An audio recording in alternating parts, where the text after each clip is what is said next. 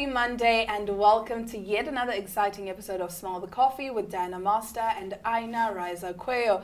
It is officially December. I mean, December started on Friday, but this is the first full week of December. Actually, this is the first one. Let me tell you about my weekend. Chos. Not me watching Beyonce's movie yesterday. Oh, how was it? Did it give?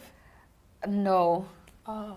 I think it's just overhyped because it's Beyonce. To be honest, you know, firstly, what I did not like, it was over 2 hours. It was 2 hours and some change. What am I watching? What am I watching a movie for 2 hours? And she's showing us basically, I guess, she's showing us her tour of Renaissance, city to city. It's like a documentary, basically. It's like a documentary. Like, I was sitting there and, okay, that's cute, but like, but where is, okay, what else is there? I already watched these clips on Instagram. I see. Now I'm watching them again.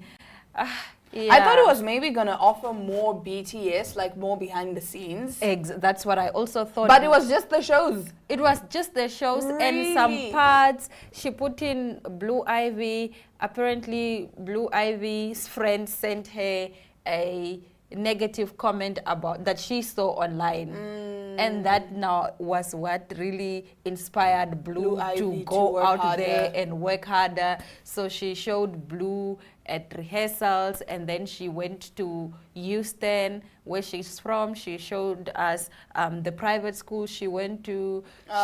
Typical documentary stuff. Yeah. Like, I was expecting like a day in my life.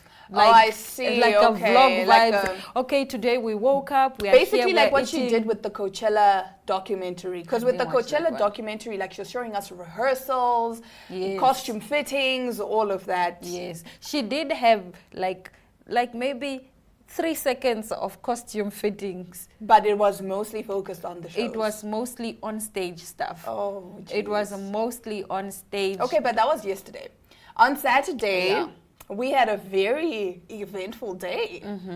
Yes, so our friend and colleague Ashwin got married, or I don't know. Yes, he paid lobola. He got married, but he paid lobola. Wait. What is the English term for a man? Is it got married? Isn't married for a woman? Yeah, that's what I'm saying. I'm like, wait. What is the man term? Married. He married his wife. I don't know.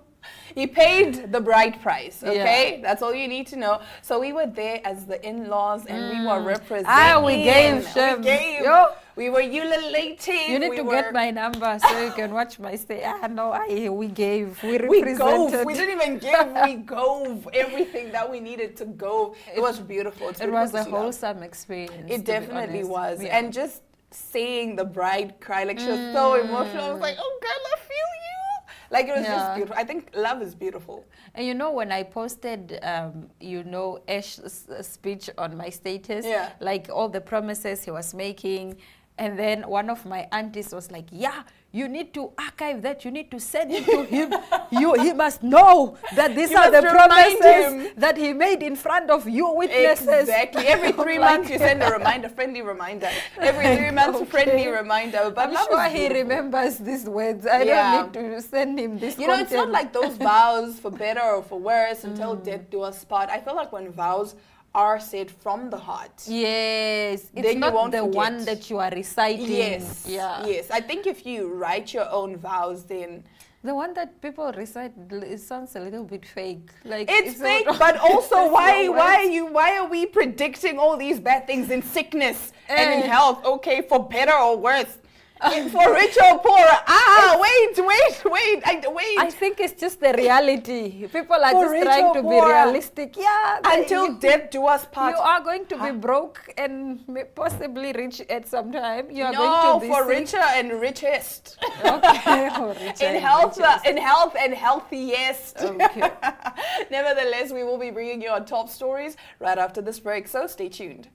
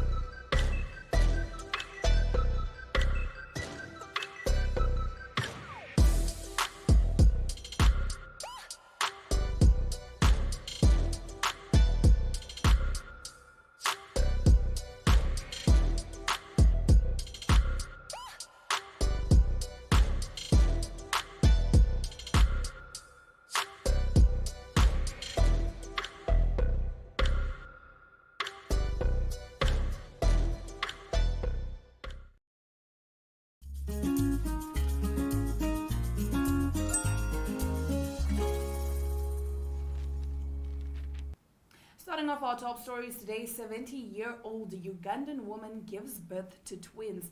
Not 17, 70, 70, according to a hospital. I think we need to take a short commercial break and then we'll be right back with a 70-year-old story. It's so interesting. You absolutely need to hear it. Don't move.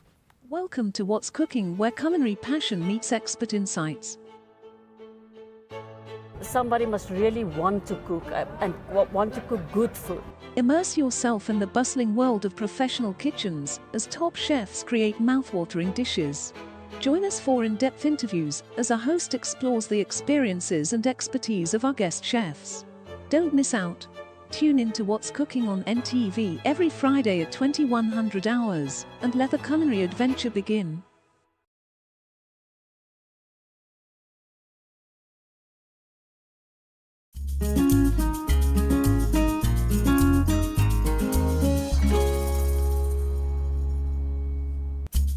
We do apologize for that. We were experiencing some technical difficulties, but nevertheless, getting into the story of the 70-year-old Ugandan woman. So, Safina Namukwaya delivered a boy and a girl via cesarean at a fertility center in the capital, Kampala. Mrs. Namukwaya, who is one of the oldest women to give birth, told local media it was a miracle.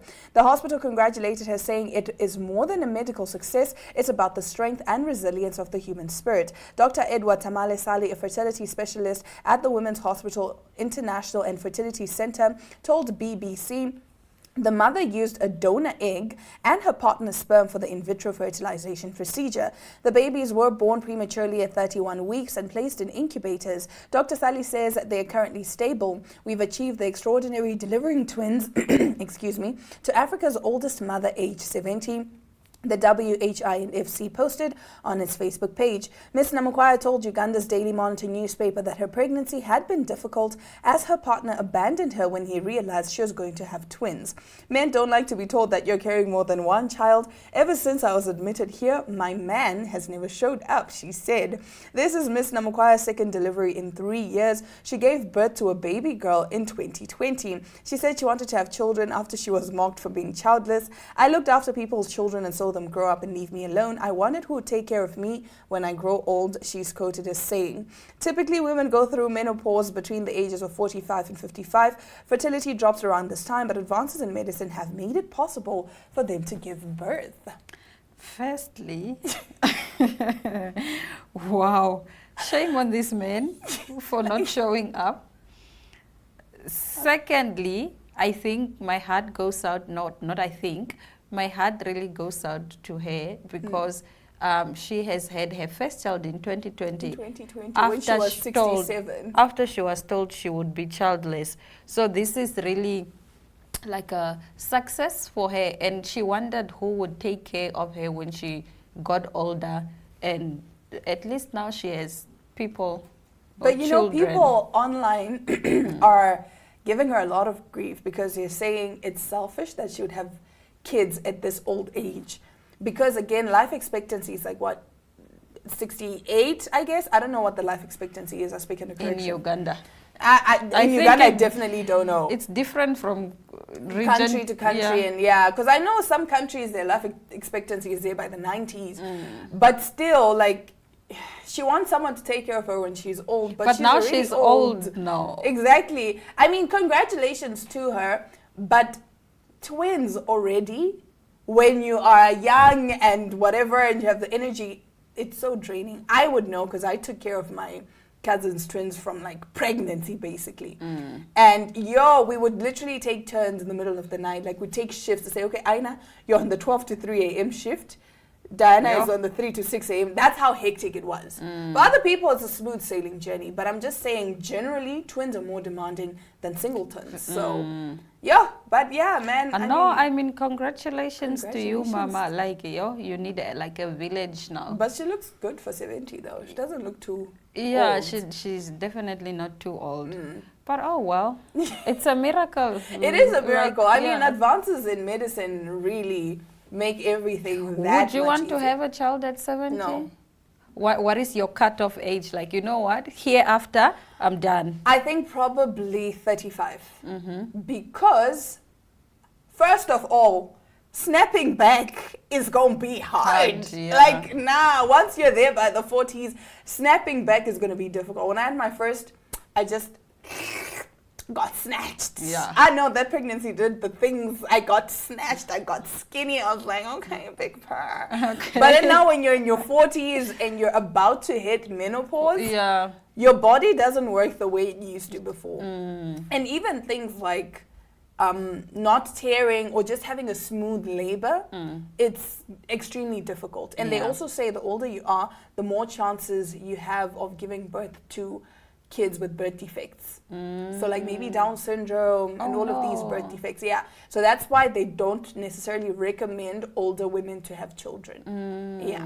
All right, moving over to our next story. This is about money, text, and everything in between. She is the most streamed female artist in South Africa, according to Spotify, with 23 million streams, 1.5 million listeners, and 15 million hours, and 183 countries. Singer and dancer Makadzi moved from singing at taxi ranks and outside supermarkets to performing on world stages. Zimoja has learned that since reaching her peak, Makadzi has defaulted on her taxes. An insider has revealed to Zimoja that the Magia singer owes the South African Revenue Services over 6 million rand since her breakthrough in the music industry. In documents seen by Zimoja, Makadzi has defaulted on filing her taxes for a few years and was unaware that she was not paying for taxes and VAT on mostly bookings and endorsements. A source blames Open Mic, the label she was signed to previously, and Makadzi's former manager Rita D, whom she worked with before joining the label. She worked with two managers. Both these management companies failed to assist her with filing her taxes. This has caused a heavy backlog for the singer, the insider says. When she joined Open Mic, she was already owing and the debt accumulated. Makadzi recently bought a house in Fourways and owns two other properties, one of which she built for her family in Limpopo and another in Fourways. She cannot afford to lose these houses, so she will fix it. Makadzi's manager, Lucky, confirms that indeed the singer has some outstanding debt with SARS, which she is in the process of settling. Yes, we acknowledge the debt. It goes back to 2016. Makadzi currently has an arrangement with SARS, Lucky says.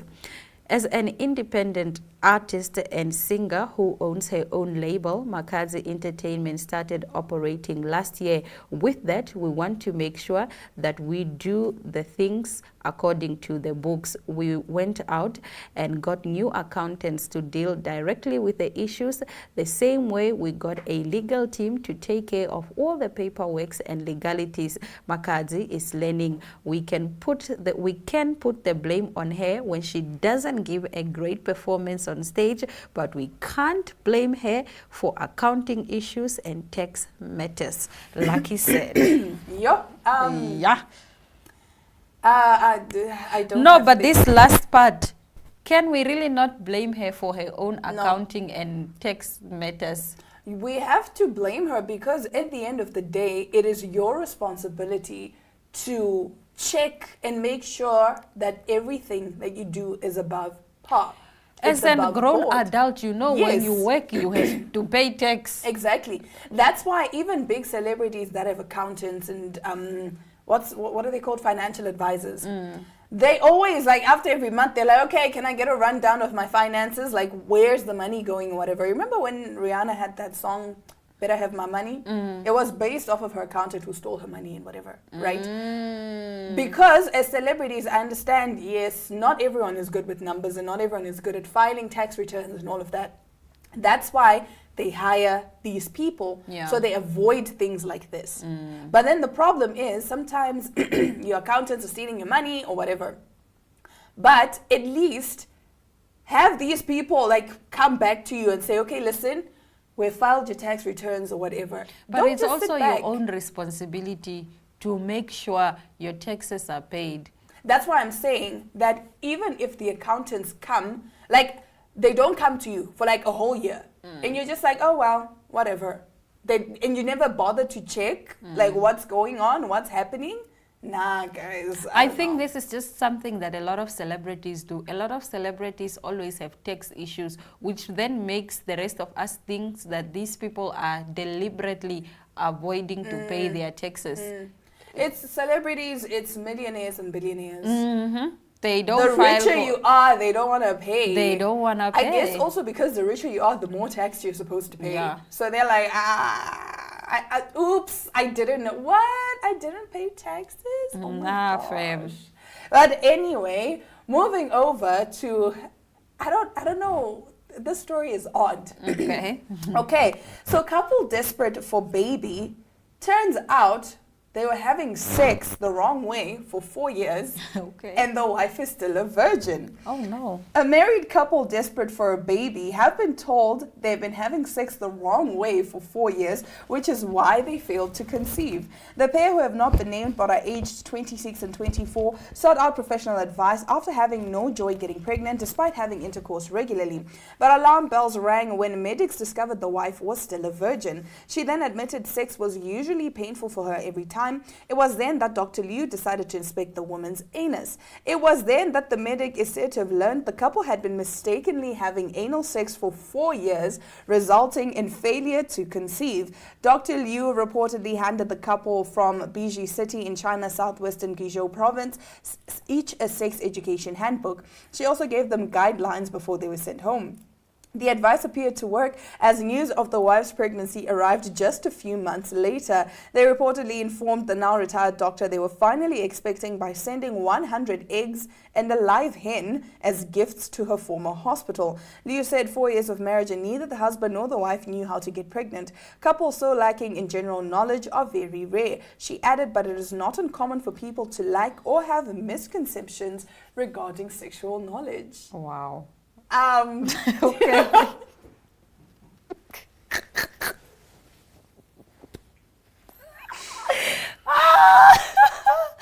Okay, I guess this is a sex breakthrough. For 4 years, though. Is a relationship, is a sexual intercourse breakthrough or what? Today we are dealing with so many breakthroughs, eh? But for 4 years, imagine finding out that for 4 years you were having sex the wrong way. But how do you not figure it out? Like, honestly. Only on the 4th year. I mean, okay. Like in the 4th year, they're like, okay, no, we have to see a specialist because... And apparently the doctor was also concerned because the doctor thought, okay, maybe it's some kind of gynecological problem. Like maybe a disease or whatever, especially when she said sex was usually painful for her. But then they're like, actually... This is a very, very interesting story. Because, I mean, we live in a time now where 11-year-olds know about sex and know how to have sex. So for a 26-year-old and a 24-year-old not to know, they're so pure. They are them. very so pure. I envy them. Let's go to a commercial break. We'll be right back with more on Smell the Coffee.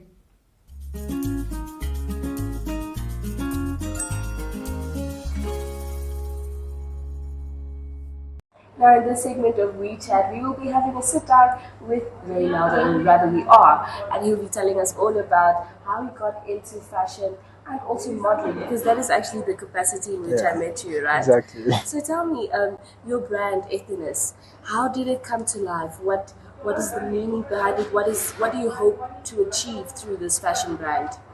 Okay, so how it started was I was a model. I became a model back in 2019. And then I was like, okay, why are you just wearing other people's clothes while you can make your own? Exactly. So I enrolled myself into college and then got transferred here after I finished my certificate in Soko. Then I got transferred to College of the Arts. And yeah, that's where I am now. And going through my brand, it was a thing of like, I want something with, classy, elegance, aesthetic.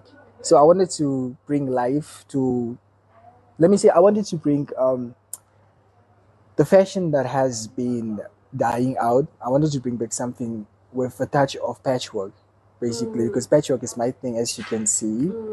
So I wanted to have a different vibe and a different style, but in an elegant way. Exactly. Oh, so that's dope. Yeah. And what inspired your love for patchwork? My culture. Really? I am a proud Damara. Oh, Yeah. okay. So I see the cultural patchwork of the Exactly. men on their Exactly. pants. Oh, that's dope. That's so cool. Yeah. And are you self-taught? How did you get to Okay, my grandma used execution? my grandma used to sew, but then she used to have that the machine that you use with your hand. So yeah, I used to watch her. So sometimes I would help her with the hand needle, but then going forth, I enrolled into the school where I was taught how to sew perfectly. You mentioned that what you're wearing is literally things that you have made yourself, Yes, right? yes. That's so cool. Do you have how many collections have you worked on so far? I made 3 collections so far. This is actually my favorite collection I'm busy with at Window Fashion Week, MTC Window Fashion Week. Yes, Oh, so you are modeling for the MTC Fashion Week and you're also designing. yes. Wow. That's crazy. That is crazy. That's what I've been doing for the past 3 years. No? Yeah, I've been modeling and showcasing at the Gratitude Fashion Week, which I did for the past 2 years. Yeah. And do you have a team behind you? How does all of this come to life? I'm a one-man show. Wow. Yeah, but I do have.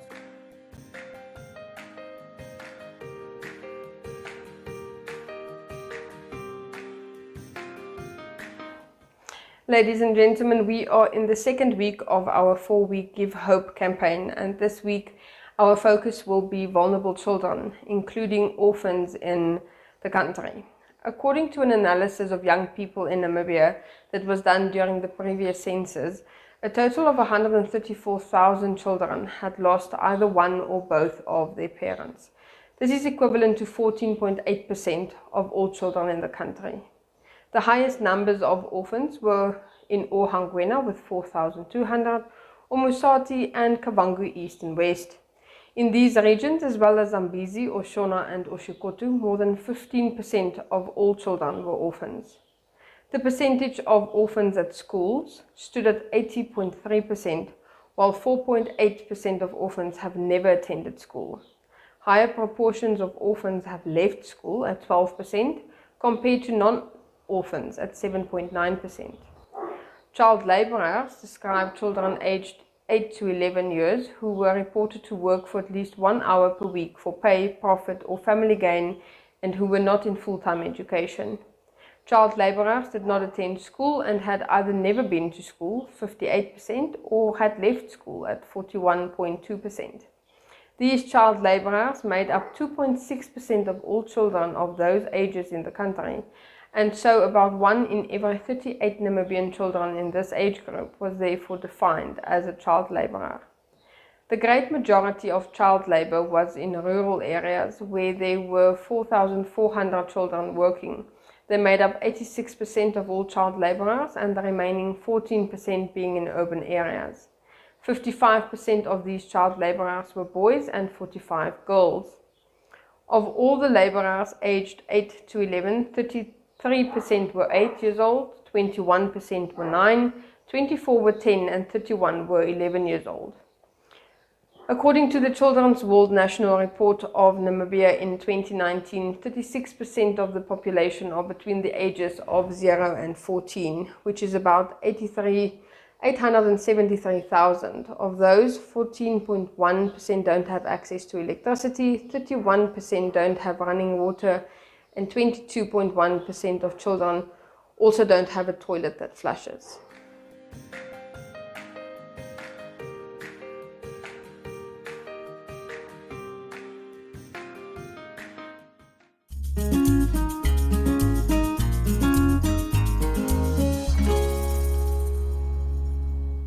Well, like Aina said, today was definitely an episode where it was just breakthroughs and odd news and strange news.